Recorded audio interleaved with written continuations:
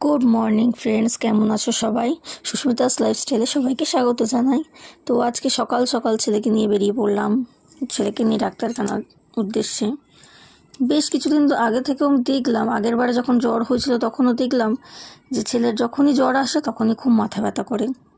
তো আগের বারে ভাবলাম হয়তো ঠান্ডা লেগেছে অতিরিক্ত মাথার, ওই জন্য মাথাটা অত যন্ত্রণা হচ্ছে। কিন্তু এবারে দেখছি যে এবারেও তাই হচ্ছে, ছেলের একদম চুপ হয়ে গেছে। তো সেই জন্যই চলে গেছিলাম আজকে ডাক্তার দেখাতে। আজকে চোখের ডাক্তারটা দেখানো হবে। আগের দিন গেছিলাম বাচ্চাদের ডাক্তার দেখাতে, উনি আজকে বললেন যে চোখের ডাক্তারটা একবার দেখিয়ে নিতে। সেই কথা মতোই যদি আমি কেবিসি হসপিটালে দেখাই, তো আজকে সকাল সকাল চলে গেছিলাম কেবিসি হসপিটালে ছেলেটার চোখটা দেখানোর জন্য।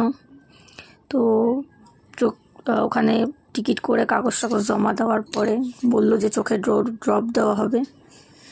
ড্রপ দেওয়ার পরে তারপরে নাকি ওকে আবার চেক আপ করা হবে। তো সেই কথা মতো বসে রইলাম, ড্রপ নিয়ে আসছেন উনি।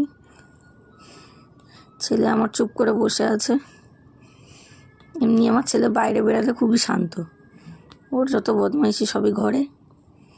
চোখে ড্রপ দেওয়া হচ্ছে, এরকমভাবে 6 বার ড্রপ দিয়েছে 10 মিনিট পর পর দেওয়ার পরে। তো লাস্টবারে চেক আপ করলো, করে বলছে যে পাওয়ার হয়েছে। তো নেক্সট